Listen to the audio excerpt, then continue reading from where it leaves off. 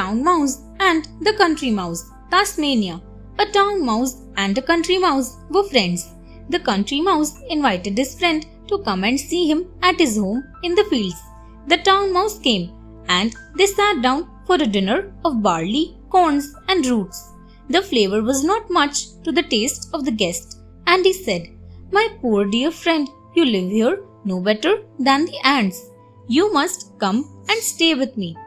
So when he returned to the town, he took the country mouse with him and showed him into a larder containing flour, oatmeal, figs, honey, and dates. The country mouse had never seen anything like it and sat down to enjoy the luxuries his friend provided. But before they could begin, the door of the larder opened and someone came in.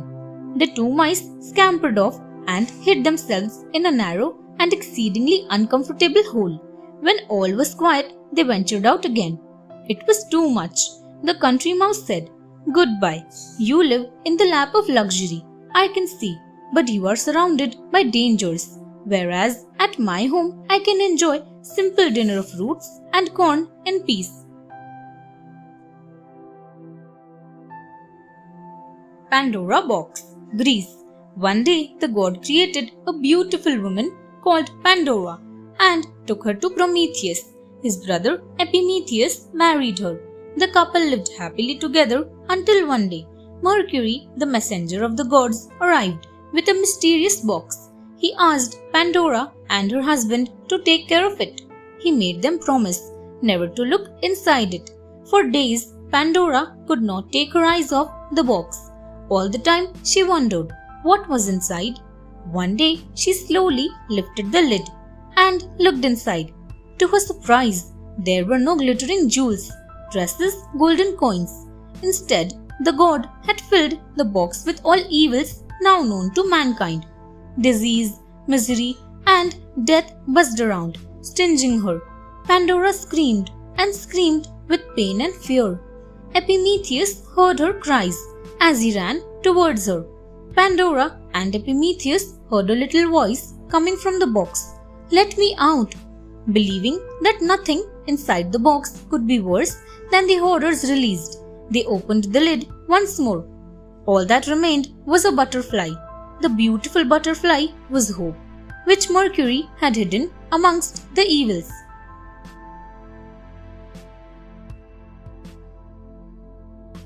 The Gala and Ula the Lizard, Australia. Ula the Lizard was tired of lying in the sun doing nothing. He took his boomerangs out and began to practice throwing them. While he was doing so, a Gala came up and stood near, watching the boomerangs come flying back. Ula was proud of having the Gala to watch his skill. The boomerang hit the Gala on top of her head, taking both feathers and skin clean off. Ula was frightened when blood started coming out of the Gala's head. He glided away to hide under a bandia bush. The Gala followed Ula. She caught him and made a hole in his skin. Then she rubbed his skin with her own bleeding head. "Now then," she said, "you Ula shall carry bindias on you, always, and the stain of my blood.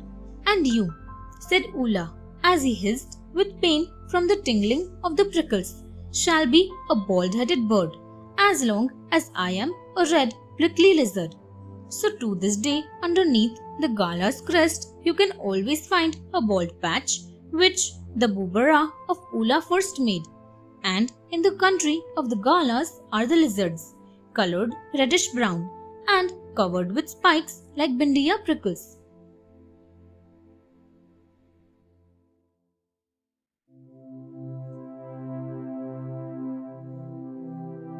The Man Who Never Lied, Africa. Once upon a time, there lived a wise man by the name of Mamad. He never lied. The king ordered his subjects to bring him to the palace. The king was about to leave for the forest. The king held his horse by the mane. His left foot was already on the stirrup. He ordered Mamad, "Tell the queen, I will be with her for lunch. You will have lunch with me then." Mamad went to the queen. Then the king laughed and said, "We won't go hunting." And now Mamad will lie to the queen. But wise Mamad went to the palace and said, maybe you should prepare a big feast for lunch tomorrow.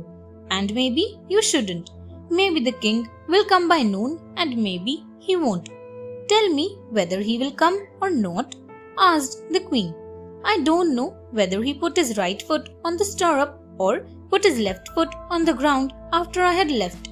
The king came the next day and said to the queen, "The wise Mamad lied to you yesterday."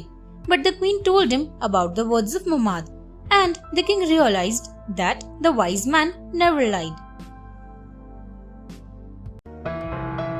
Thanks for watching. Do like, share, subscribe to Sahil Book House.